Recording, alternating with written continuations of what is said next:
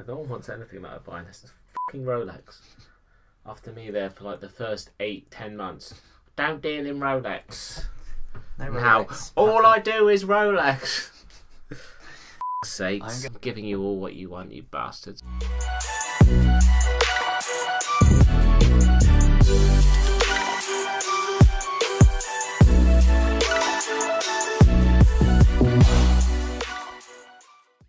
Let's go. What is up, YouTube? It's James from Robin Henry Watches. We're going to get straight into another What's Hot, What's Not. In the freshly clean studio. In the freshly clean studio. It's also been re-merchandised. Everything's been cleaned, but including... I've got a bone to pick with my studio cleaner, because you probably never picked this up on the camera, but trust me, it's there. Oh, we did, trust me. I don't like this, and I'd crossed his face out and wrote twat next to it, and it's been cleaned off. The merchandise has been damaged. Because the person who did the cleaning is a fan of said and yeah, otherwise, brilliant job. It's alright, yeah. Thank you. It's not bad. Right, let's get into it. Right, while I'm on a rant, so I think we're all sick of Patek, Tiffany. Oh, Tiffany. But the world gets more crazy. So this week, Frederick Arnault, is that how you spell it? Arnault. Arnault? I don't know. My pronunciation isn't going to be on. Anyway, so he's the CEO of Tag Heuer, and his daddy, Bernard, is the chairman and CEO of LVMH, which is the holding company of all of it. I think he's like one of the richest people in Europe. He's got, his estimated net worth is about, well, just over 200 billion, if Google's to be believed. So he put up on his Instagram handle, we'll put the picture of it up here, it's a unique 5740 and quote, playing for the win, checkmate, ha ha ha, playing chess with daddy. You know, so what do we think about it? So LVMH, how this whole Patek and Tiffany thing came about is obviously Patek is independent, but LVMH now owns Tiffany. They just bought it, and it was a present from Thierry Stern of, oh, well done for buying Tiffany. Here's a little gift, you know, the normal Patek 5711. But this now, he's got this piece unique. And listen, I know I'm going to sound like a hater. I'm looking at the picture of it. You do sound quite salty. Listen, I can't say I'm surprised. It is the definition. You look up the word flex in the Oxford English Dictionary, right. You'll see that photo. Little Freddie. Yeah, of course I'm a bit salty. You know, Daddy gives him Tag Heuer. You know, but you know, fair enough. We've all got our place in life. What did Daddy give you? An education. An education. So, anyway, I'm sorry, but the watch still looks like. So yeah, it doesn't change the fact that it's ugly as hell. It's still Nautilus. It's still ugly as. Yeah, it's got the whole calendar thing, which is like kind of cool. But the dial color. Listen, someone out there is going to be like, well, I bet you'd have it if they gave it to you. Hell yeah, I would. Yeah. But I'd also flip it. The color's just not for me. I do like the Tiffany color in the right setting, and it's got to be executed, right? Listen, I'm a bit of a fan of Tiffany. I like it, and I love the Tiffany stamped watches. I think they're cool. But slapping Tiffany or something for the sake of it just I don't know. Well, listen, the watches, whether it be, you know, Rolex or Patek or whatever, they are worth more for Tiffany, and I do see the value in that stamp because it's a quirk. But it's just the color. I mean, listen, look at it. Just why? Just tell Don't show me, show them. I think you show them. It's dirty. So yeah, I just think, you know, I don't know. It didn't go down well on Instagram. They didn't get a round of applause. In fact, actually, let's just... The salt concentration in those comments. Let's read out some of the comments. So, Watch Taster, that's a really cool account to actually follow. You should check that out on Instagram. Priceless but tasteless. Yes, well said. Well said. Shame on wrist. Another good Instagram account to follow. I never thought that I would say this, but I would choose your Tag Heuer over that Patek. Ouch. Oh, this is a good one, actually. I follow this account as well. Carleone sub 16610. Gregory Powell learning how to play chess. Gregory Powell is the guy when Patek said, right, this is going to be the 5711, you know, blue dial. It's done. We're not doing any more. Not doing the 5711. Then they're like, but wait a minute. Oh yeah, they did. We're going to do a green dial version. So Gregory Powell was the first guy to flip his Patek, and he gave it to the auction house Antiquorum, I think. Yeah, I'm right. I'm actually don't even need to fact check. So he gave it to them, but they made a mistake. Shut up. They made a mistake that when they put... they put his name out, didn't they? Yeah, they put the pictures of the documents. That was his name. And everyone looked at this guy got absolutely ruined on Instagram and in the watch community. And now he's just like a regular like watch meme piss take because he's the guy that made half, like, I don't know, 400,000 euros or dollars or whatever off flipping his green Patek. So yeah, I mean, good comment. I like that. He doesn't care. Right, so yeah, I'm going to leave that there. Give me something positive. Week. I came across a new Instagram account which I really like, and it's called Darkside of the Watch. I think I've come across them. They do like the massive canvas pieces, don't they? Like sketches. Yes. Yeah. Oh, you come. Oh, maybe. You know, we could do with a nice non-reflective piece of art for the studio. I'm not taking the plastic off. This is like a watch with its stickers on. So he's already got 12,000 followers. But do you know what drew me into it? The first time, I think it was. I saw a really nice. I'll tell you who it was. I saw it on. They posted up. Cartier Watch Nerd. You should follow that account on Instagram. Really cool. Anyway, he posted something about it up, and that's what then led me to his page. And it was like this. He was doing this huge drawing of the Cartier crash. He does all sorts. I'm just quickly looking at his page. Funnily enough, the one I stumbled across was the moon watch, where he does like the moon fading into the there's cool vintage subs, Patek Calatravas, Rolex GMTs, Patek 5711. There's all sorts on there, but he does it all by hand, and yeah, the work just looks utterly awesome. So I mean, listen, he does them to order. I like that you get to see the process behind it as well. Yeah, I agree. I'm going to order one at some point. So, yeah, I really like it. I think it's just cool. It's a cool account to follow on Instagram, and also I really love his work. And if you're a watch lover, I think, can you imagine like in my dining room the nice one of the one of the Cartier crash. How awesome would that look? It would. Right, moving on to the next thing. So. They're not getting a bashing. It's a positive. HODINKEE, I touched on this in my last video, I believe. HODINKEE, they start putting out some real kind of objective journalism. The article was written, obviously it was on HODINKEE, it was written by Jack Forster, and it was on the 14th of January. The article, to link it up, is called Have Price and Quality Filed for Divorce in Luxury Watchmaking.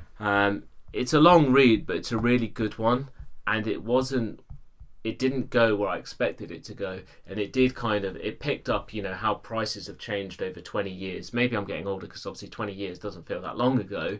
And long for me. And it was making comparison. Were you even born then? Yes. Okay, well done. Yeah, God. Well done. Well done. So it was talking about the journey on pricing, like how, like, if you were a doctor, you could have easily afforded it then. I mean, I don't know since when doctors' salaries became the normal, because they're not in the real world. Really not. But anyway, it's making it anyway now and what the prices are. And also because a lot of the companies are big conglomerates, you know, let's take Swatch, for example, that, you know, obviously the board there, they answer to shareholders. You know what happens in companies, you have to deliver growth every quarter, every year, and ultimately shareholders, and to a level the board, they don't give a about how you get there. Profit is profit. So it was talking about the relationship of, you know, the quality of watches coming down and the price going up. It's in danger of doing what Gibson Guitars did. They're like the biggest name in guitars ever, and they've just famously done that exact thing over the last decade. Like, the quality has gone massively down, and they're in danger of losing their position. Loads of companies are. So yeah, it was just a really interesting article where he was pointing out what a lot of them are doing.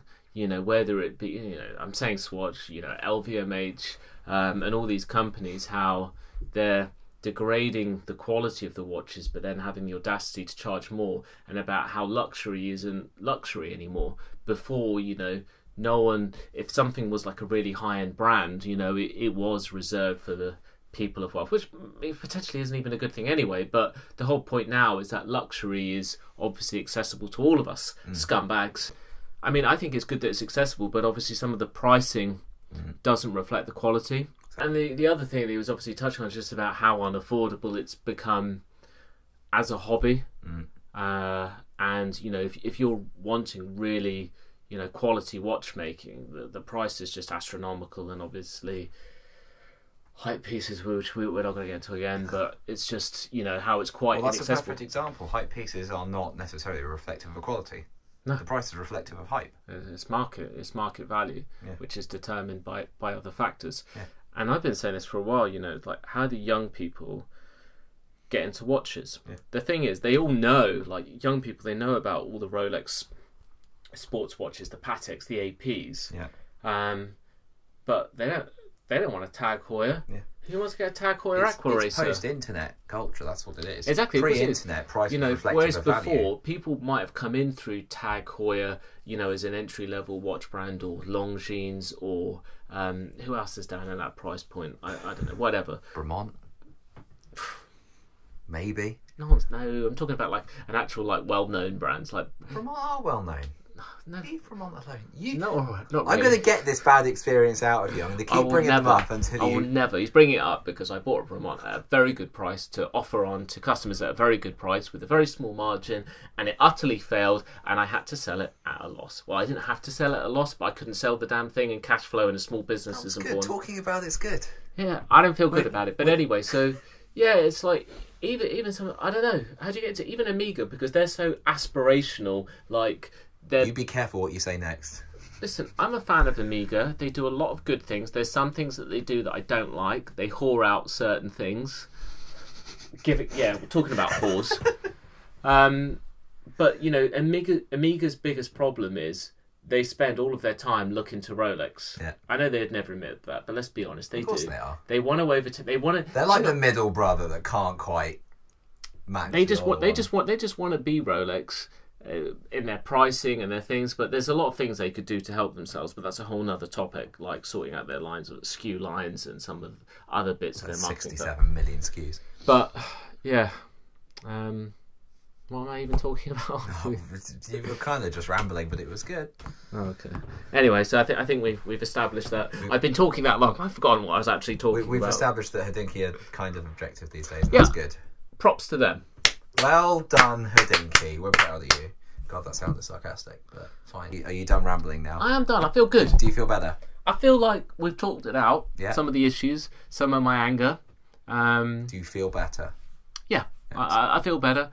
And I would have liked to have spent more time online this week picking things up, but things have been a bit hectic. But it's all good. Anyway, let's talk about some more interesting things. What have we got in the shop? We got, just this week, Tudor Black Bay GMT. It's nice. 2.5 or about 2.4 if it's by bank transfer.